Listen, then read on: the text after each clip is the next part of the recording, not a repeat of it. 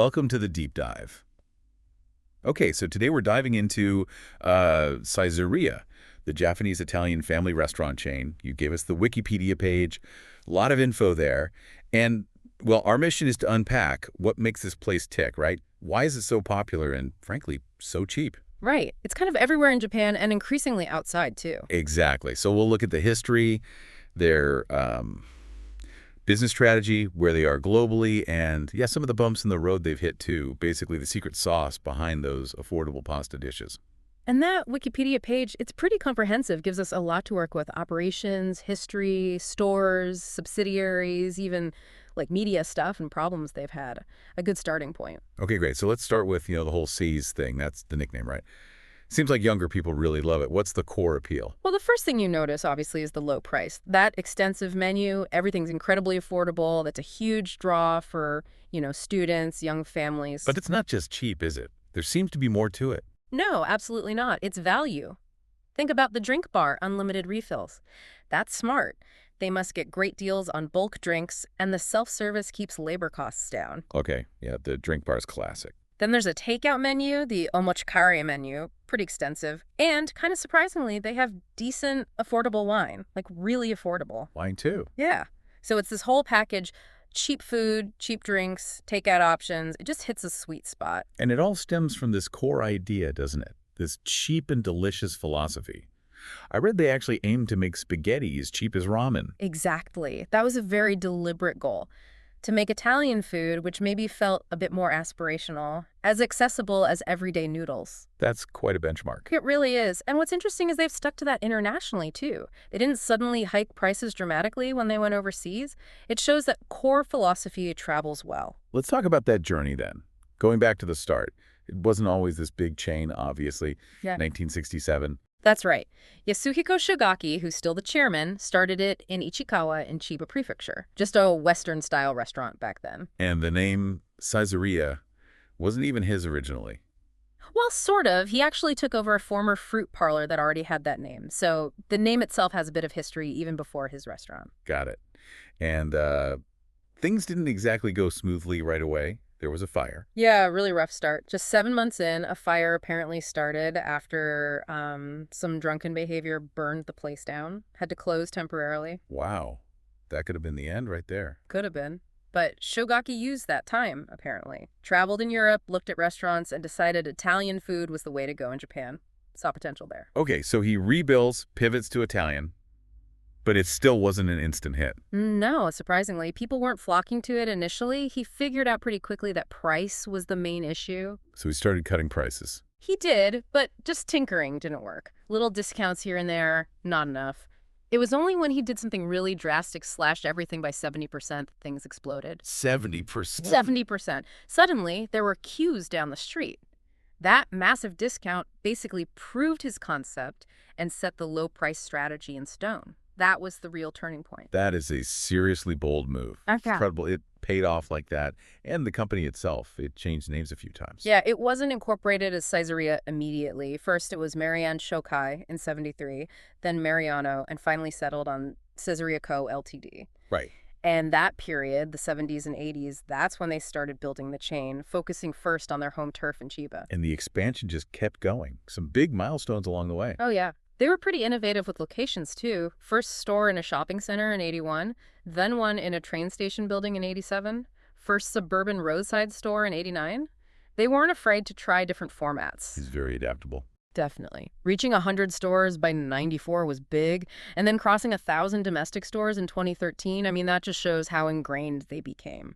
And this location strategy, they seem pretty flexible, taking over old competitor spots, sometimes not even changing the signs much. It points to that efficiency focus, doesn't it? If a good spot opens up, even if it was, say, a competitor, they'll grab it, saves on fit-out costs, maybe gets them into a prime location faster. Very pragmatic. Okay, let's shift to the global picture. China was the first big move outside Japan, right? Shanghai, 2003. How did that go? That's been hugely important for them. China, and then later Hong Kong, Taiwan, Singapore. It's become a massive part of their business. Really? Generating significant profit? Absolutely. Mainland China especially. A big chunk of their operating profit now comes from there. And what's key is they stuck to the script affordable Italian food, didn't try to reinvent themselves too much for the Chinese market. And they operate it themselves, Yeah. wholly owned. Yeah, which is interesting in China. Less common, maybe. But it seems to work. They found that same demand for decent, affordable, sort of Western-style food. I saw some prices mentioned, like Mhm. 15 to 22 yuan for spaghetti. Yeah. Still incredibly cheap. Exactly. Which brings up the question, how do they do it? Maintain those prices everywhere. Yeah. How? A big part is controlling production and distribution. They've invested heavily. They have Saizeriya Farm in Fukushima, huge place, like 1 million tsubo. 1 million tsubo. Wow. What's a tsubo roughly? It's about 3.3 square meters. So we're talking a very large area, over 300 hectares. They grow some of their own produce there. Okay, serious vertical integration. And they have commissaries, these big food processing and distribution hubs in Fukushima, Saitama, Kanagawa, Hyogo. Central kitchens, basically. Standardizes quality, keeps costs down. And they even went international with production. Australia. Yes, Saizeriya, Australia, set up near Melbourne back in 2002. A big factory there, too, about 400,000 tsubo. That's a major investment. What do they make there? Likely key ingredients, maybe sauces, processed meats, things that can be shipped efficiently, perhaps especially for their other Asian markets outside Japan. It just shows how serious they are about controlling that supply chain globally. It's really impressive. But, dining out isn't just about the food price. What about the actual restaurants, the atmosphere? Wikipedia mentions something about paintings. Right, the decor. It's quite distinctive. Even though it's a budget place, they put effort into the ambiance. They use reproductions of famous Italian Renaissance paintings. Like famous. Yeah, like Botticelli, Michelangelo, Raphael, Fra Angelico. You'll see prints of their work on the walls. It's an attempt to create a pleasant space, maybe add a touch of, Italianness without spending a fortune on decor. It's a clever touch, actually. Makes it feel less like just a canteen. Yeah. But like any company that's been around this long, they've hit some rough patches. The melamine thing in 2008. Yeah, that was serious for a food company. They found trace amounts of melamine in pizza dough they were importing. Oof. Not good. No. But their reaction was quick.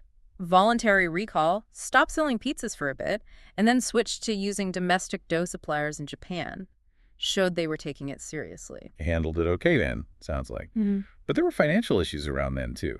Derivatives. Yes. Currency swaps, I think, with BNP Paribas. They ended up with quite large paper losses, valuation losses on those contracts. Even while the main business was doing well. Yeah, paradoxically. Sales and operating profit were actually up, but these derivative losses hit the bottom line hard. It actually led to the founder, Shogaki-san, stepping down as president, though he stayed as chairman. A tough lesson in financial markets, maybe. Seems so. And then, more seriously, there have been some very unfortunate incidents involving staff. The suicide of an employee in 2015. Right, I saw that mentioned. Very sad. There was a lawsuit. Yes, the family sued, alleging harassment was a factor. It was eventually settled, and Saizeriya publicly committed to improving their anti-harassment measures. A really important reminder for any large organization about workplace culture and safety. Absolutely critical. And then a weird one in 2021, a store manager stealing. Yeah, kind of unusual. A manager from one store got caught stealing from another Saizeriya location.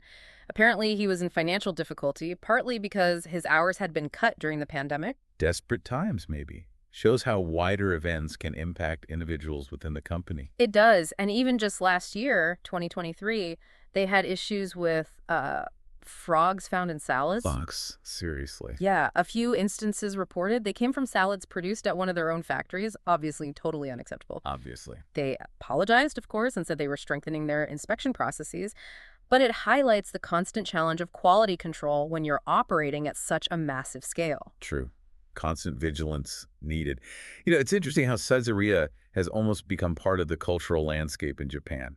It pops up on TV shows. It does. Sometimes they do shows ranking the menu items or even debating how authentic the Italian food is.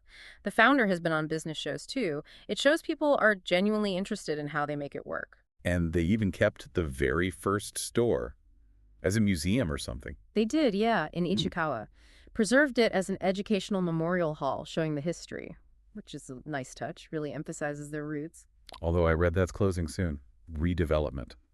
Unfortunately, yes. Scheduled for closure and demolition by 2027, I think. No plans announced yet for a replacement, which is a bit of a shame. Yeah, pity to lose that bit of history. Okay, lastly, how are they keeping up with the times?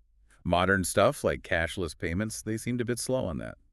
They were initially very cash heavy for a long time, probably helped manage all those small transactions efficiently, maybe kept costs down too. Makes sense. But they've definitely shifted. Most stores now take credit cards, electronic money. The pandemic likely pushed that along faster, less handling of cash, quicker service. And they tweaked prices in 2020 to make paying easier, fewer small coins. Yeah, adjusted prices to land on rounder numbers, reduce the need for 1 yen coins and things like that. Tied in nicely with the push for cashless. Also saw they stopped the shareholder dining coupons recently. Oh, really? That was a perk, Yeah, wasn't it? for long-term shareholders, yeah. A Wow. change in how they handle investor relations, maybe. And they went fully non-smoking back in 2019, which was a big shift, reflecting changing social norms in Japan. So they are adapting, just maybe at their own pace sometimes. Seems that way. Always balancing adaptation with that core focus on rock bottom costs. Okay, so wrapping this up for you, the listener, Caesarea. It's clearly way more than just cheap pasta. It's a really fascinating story, isn't it? Yeah. Adapting, managing costs like crazy, expanding globally, facing down problems. Right. From nearly failing after that fire to that radical 70% price cut to becoming this international chain. It really shows what happens when you have a super clear vision, focused purely on value for the customer. Absolutely. It's a powerful example. And maybe it leaves us with a thought. Saizeriya's success, especially going into places like China with that same affordable model, what does it really tell us about what people want? Is there this kind of universal appeal for food that's familiar, accessible, and just good value? Mm, interesting question. And maybe how could other businesses, totally different industries, even learn from that? That relentless focus on value, that willingness to adapt but stick to your core idea, something to chew on, perhaps.